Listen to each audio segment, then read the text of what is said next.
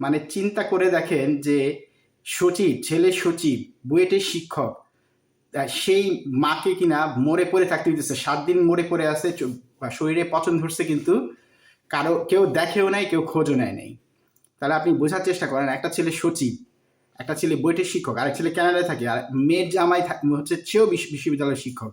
আপনি এই যে মর্মান্তিক ঘটনাটা ঘটছে, এবং এখন সামাজিক মাধ্যমে এটা নিয়ে খুব আলোচনা হচ্ছে, আমিও আমার সামাজিক মাধ্যম ফেসবুকে, যেখানে আমার অনেক পাঠক আছে, সেখানে আমি লিখছি বিষয়টা। আমি যেহেতু সমাজবিজ্ঞানের শিক্ষক, আমি প্রিয় দর্শক যারা আমাকে চেনেন না, বা আমি যেহেতু ইউটিউবে নতুন, আমি কিন্তু সমাজবিজ্ঞান মানে সমাজ এবং রাজনীতি নিয়ে আমার পড়াশোনা, এটা নিয়ে আমার পড়াশোনা। আমি এখন এস্তোনিয়ার খুব ছোট্ট একটা দেশ, সেই দেশের একটা খুব ছোট বিশ্ববিদ্যালয়ে পড়াই। যেহেতু আমি সমাজবিজ্ঞানের শিক্ষক, আমি সমাজ নিয়েই মানে আমাদের সমাজটা আমি বিশ্লেষণ করবো এই ভিডিওতে, এবং আমার ব্যক্তিগত অভিজ্ঞতা দিয়ে আমি পুরো সমাজটা বিশ্লেষণ করার চেষ্টা করব এই ভিডিওতে। কেন বা কি কারণে এখন এই ধরনের এই সচিব ছেলেটা কিংবা বুয়েটের শিক্ষক, বা ধরেন এরা তো সবাই শিক্ষিত, এরা কেন আসলে তার মায়ের কথা 7 দিনও মনে করলো না? ধরেন আমি বিদেশে থাকি, আমার মা মারা গেছেন আজকে থেকে 8-10 বছর আগে, আমি তো 2 যুগের উপর বিদেশে থাকি, আমার তো 1 দিন 2 দিন কথা না বললেই মায়ের সাথে মানে হাসপাতাল লাগতো। তাহলে এই ছেলেদের কেন লাগে নেই? তারা খোঁজ নেয় নেই, 7 দিন খোঁজ নেয় নাই, মায়ের শরীরে পোকা ধরে গেছে। এবং যে ছবিগুলো আমরা দেখেছি, সেই ছবিগুলো যদি আপনি দেখেন, আপনি বাসার যে ছবি দেখেন, তাহলে বুঝতে পারবেন যে মায়ের তারা কোনো দেখভালও করে নাই, কিন্তু তারা মানে মানে রুমটার অবস্থা কি। এখন আপনি যে সমাজটা বিশ্লেষণ করার জন্য আমি আমার নিজের অভিজ্ঞতা দিই। 2010-11 সালের কথা, তখন আমি মানে সুইডেনে মাস্টার্স করে, সুইডেন ইউনিভার্সিটি থেকে মাস্টার্স করে আমি বাংলাদেশে ফেরত গেছি। আমি ঢাকার Ahsanullah university, Ahsanullah science and technology university, সেখানে আমি পড়াচ্ছি, সেখানে আমি জয়েন করেছি, শিক্ষক হিসেবে পড়াচ্ছি। একসময় আমি ডিউটি করতে গেলাম, ডিউটি দিল, আমার পরীক্ষার ডিউটি পড়লো, সেখানে অন্য ডিপার্টমেন্ট, ইঞ্জিনিয়ারিং ডিপার্টমেন্ট, এটা একটা ইঞ্জিনিয়ারিং ইউনিভার্সিটি, সবাই ইঞ্জিনিয়ারিং পড়ে এখানে আর কি। তো ইঞ্জিনিয়ারিং ডিপার্টমেন্টে বই থেকে পাশ করে আসা একজন শিক্ষক, তিনি আমাকে জিজ্ঞেস করলেন, আপনি সমাজবিজ্ঞান কেন পড়েছেন? এই সমাজবিজ্ঞান কি কেউ পড়ে নাকি? মানে আমাকে এমনভাবে উনি তুচ্ছ তাচ্ছিল্য করছিলেন, মানে আমি উত্তর আমার মানে চাইলে আমি উত্তর দিতে পারতাম, কিন্তু আমার উত্তর দেওয়ার রুচিটাও হয় নাই। কেন হয় নাই? কারণ আমি জানি যে তিনি আমাকে ছোট করার চেষ্টা করছেন। অর্থাৎ তিনি মনে করছেন বুয়েটে পড়েই তিনি বিশাল কিছু হয়ে গেছেন, এবং বুয়েটে তিনি যেহেতু ইঞ্জিনিয়ারিং এর শিক্ষক, তিনি বিশাল বিশাল কিছু। শুনেন, আমাদের যে সমাজ ব্যবস্থাটা, সে সমাজ ব্যবস্থাটা এমনভাবে গড়ে উঠেছে, সেখানে আপনাকে শেখানো হয় যে করেই হোক আপনাকে সফল হইতে হবে, এবং আপনি যখনই সফল হয়ে যাবেন, তখন আপনি অন্যদের আর মানুষ মনে করবেন না।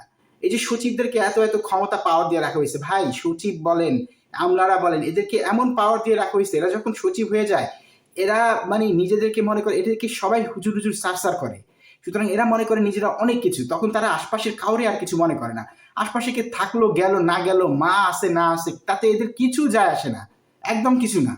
এটা আমাদের সমাজ ব্যবস্থাটা এভাবে গড়ে উঠছে, কারণ আপনি যখনই সফল হয়ে যাবেন, আপনি মনে করতেছেন অন্যরা আর কেউ মানুষ না, আমাকে, বুঝছেন? যেহেতু আমি তো দীর্ঘদিন ধরে পত্রপত্রিকা লিখি, দেশের সেরা পত্রপত্রিকাগুলোতে লিখি, আমাকে আমার নিজের বন্ধু জিজ্ঞেস করছে, কি তুই এবার মন্ত্রী হবি না? মানে সে মনে করতেছে মন্ত্রী হওয়াটাই সফলতা। আমি যে বছরের পর বছর দেশের নাম করা পত্রপত্রিকা লিখছি, মানুষের মগজ, মানুষের মানসিকতা পরিবর্তন করার চেষ্টা করছি, এটাকে লেখকদেরকে, চিন্তকদেরকে মানুষজন এখন আর মানুষ মনে করে না। This is the reality. আর এবং আমরা এটা কেউ বুঝতেও পারছি না। আপনি যখন সমাজ ব্যবস্থাটা এমনভাবে গড়ে তুলবেন যেখানে শিক্ষিত মানুষরা, ভাই আমি একটা কথা বলি, বাংলাদেশ কোন ইন্ডিকেটরের পৃথিবীতে ভালো অবস্থায় আছে? সকল ইন্ডিকেটর যদি দেখেন, একদম নিকৃষ্ট। ভাই আমি, এটা আমাদের মাতৃভূমি, আমরা সবাই ভালোবাসি, কিন্তু একটা নিকৃষ্ট দেশ। এটার অর্থনীতি ভালো না, সমাজ ব্যবস্থা ভালো না, একটা পুরো মানুষ। আপনি যান, আমরা যখন বাংলাদেশে যে আমরা বুঝতে পারি, যখন নিজেরা বাংলাদেশে থাকতাম, আমরা অনেক মানে 20-22 বছর আগে যখন নিয়মিত থাকতাম, তখন আমরা বুঝতে পারতাম না যে আসলে মানুষগুলো কেমন অস্থির। এখন যখন যাই তখন বুঝতে পারি সবাই কেমন অস্থিরতায় ভুগছে। কোনো একটা অফিসে গেলে সবাই কেমন বিরক্ত, কেমন যেন বিরক্ত হয়ে তাকাচ্ছে, কেউ হাসছে না। মানে রিক্সাওয়ালা থেকে শুরু করে বড় অফিসে কেরানি, তারা সবাই। আর যে শিক্ষিত সমাজ, যে শ্রেণী, পুঁজিবাদী সমাজ ব্যবস্থা এমনভাবে গড়ে উঠেছে, এখানে শিক্ষিত সবাই, ভাই বলেন তো বাংলাদেশে যে এই অবস্থাটা এতটা খারাপ, কারা দায়ী এর জন্য? কোনো অশিক্ষিত মানুষ দায়ী না ভাই, কোনো অশিক্ষিত মানুষ দায়ী না। বাংলাদেশটা চালাচ্ছে হচ্ছে বড় বড় বিশ্ববিদ্যালয় থেকে পড়ে আসা ওই এই আমলা, জজ, ব্যারিস্টার এরা। এবং আমাদের সমাজ এখন শিখায় আপনাকে হইতে হবে মন্ত্রী, এমপি, জজ, ব্যারিস্টার, বিসিএস ক্যাডার, বড় বড় সরকারি কর্মকর্তা। আর এগুলো যদি আপনি না হইতে পারেন, সমাজে আপনার কোনো মূল্য নেই, এবং কেউ আপনাকে কোনো ভ্যালুও দিবে না।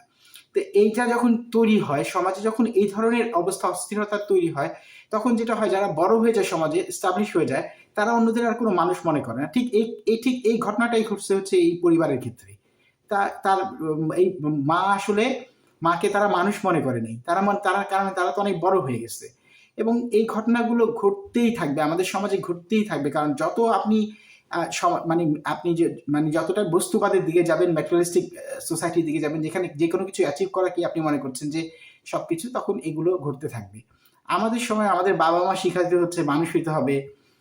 মানে আমার এখনো মনে আছে যে আমি আমাদের বাসায় মানে গৃহকর্মী, তাকে আমি একটু বকে দিচ্ছিলাম আমার ছোটবেলায়। আমার বাবা আমাকে বলছিল, তুমি যদি তার কাছে ক্ষমা না চাও, আমি তোমার সাথে কথা বলবো না। আমাকে তার কাছে ক্ষমা চাইতে হয়েছিল।